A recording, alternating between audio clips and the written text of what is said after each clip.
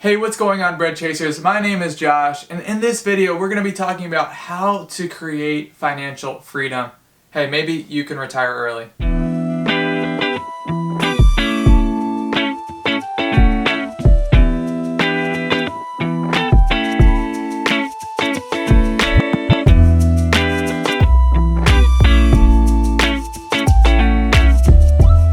So we're all at different places in life. Some of us have stable jobs, some of us are currently enrolled in college, some of us are self-employed, freelancers, or YouTubers that no one wants to hire. So whatever the case is, we all need a good financial planning path.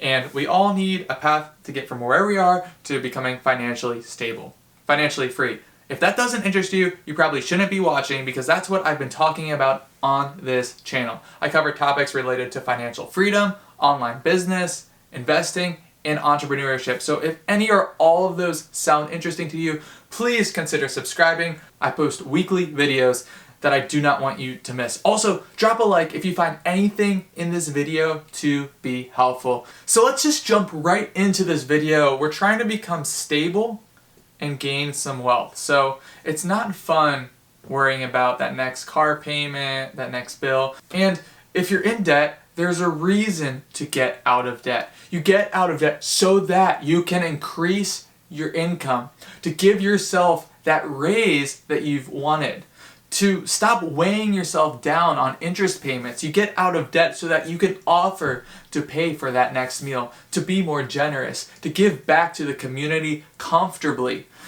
so that you can support the causes that you care about, so that you can make a difference, so that you can take control of where your money is going.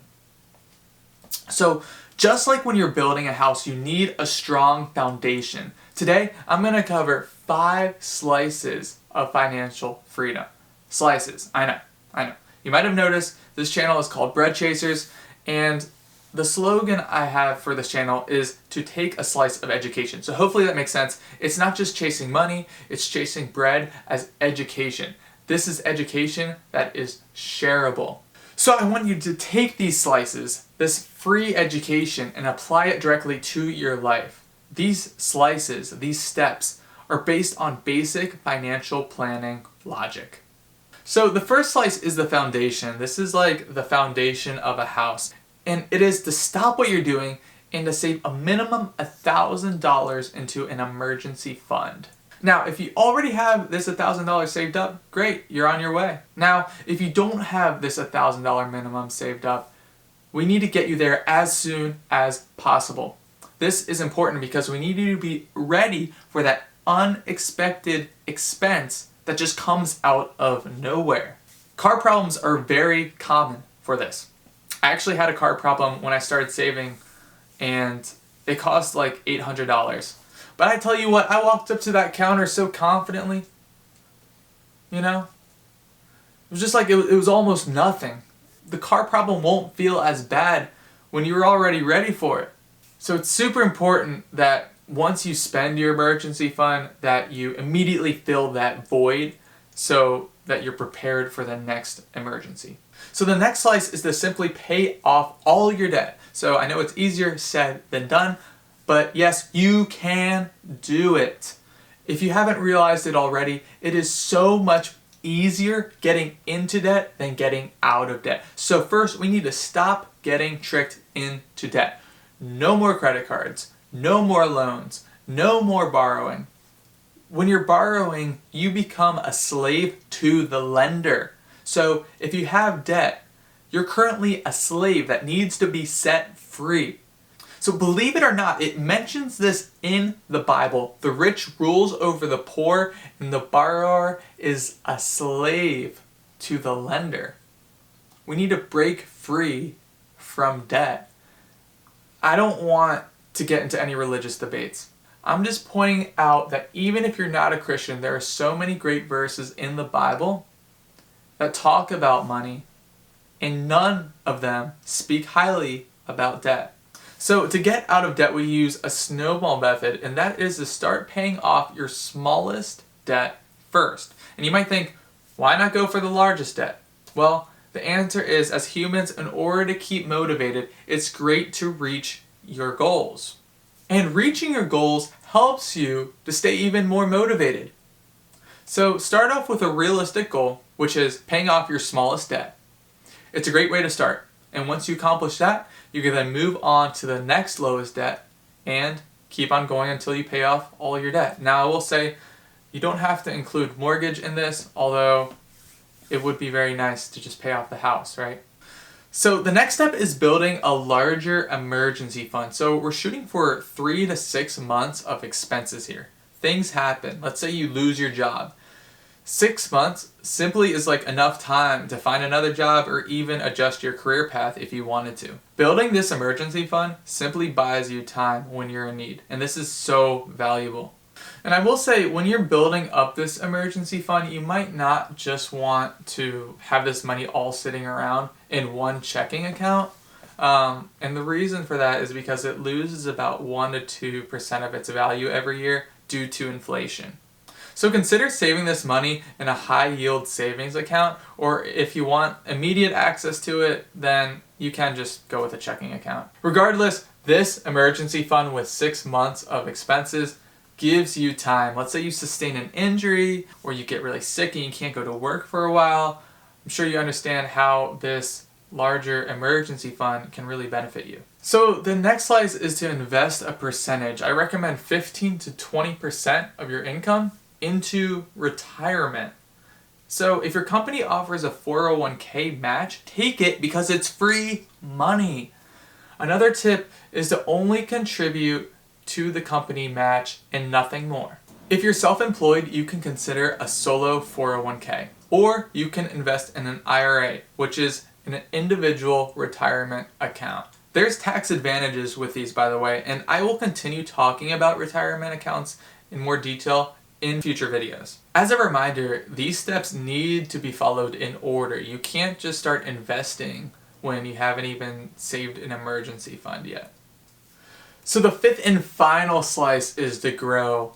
Grow your money, invest in yourself, learn, educate yourself, surround yourself with the right people. And I'm going to be upfront with you here.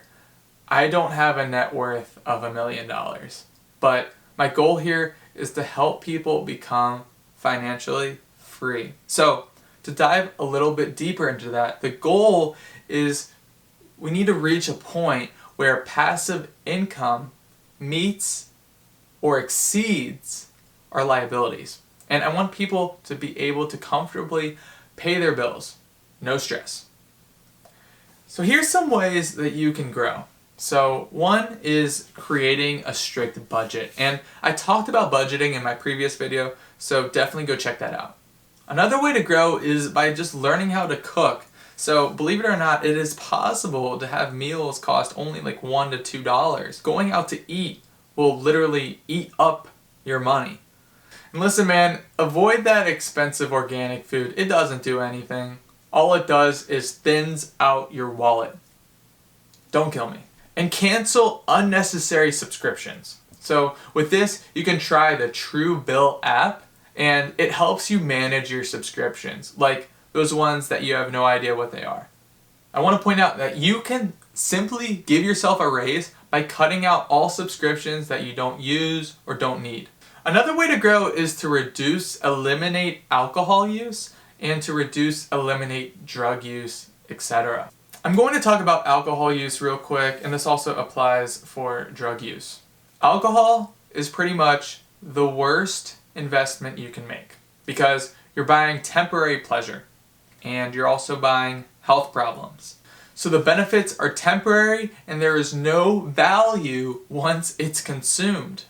If you drink a lot, consider stopping and take that money you would have spent on alcohol and invest it. Put good use to it. If you have friends that you still want to go out with, when you go up to the bartender, ask for water, ask for juice. No one will know the difference. For me, this was such an eye-opening experience. Just knowing I don't need to spend all this money on alcohol to have a good time.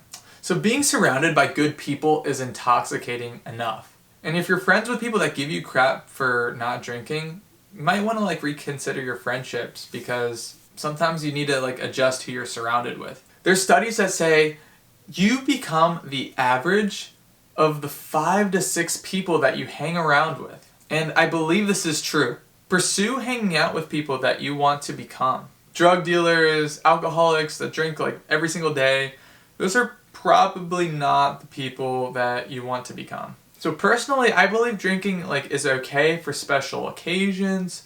I'm going to reference the Bible again. There's actually nowhere that says, drinking alcohol period is a sin. Abusing it is a different story. Getting belligerently drunk is a different story. You see, Jesus' first miracle was actually turning water into wine. The point is to consider, where your money is going. Where is your money being spent? I know alcohol is one of those things that really eats up a lot of money, so even if I could just help one person realize that, then this whole thing is worth it. So thank you so much for watching this video. This was how to achieve financial freedom. I look forward to seeing you in the next video.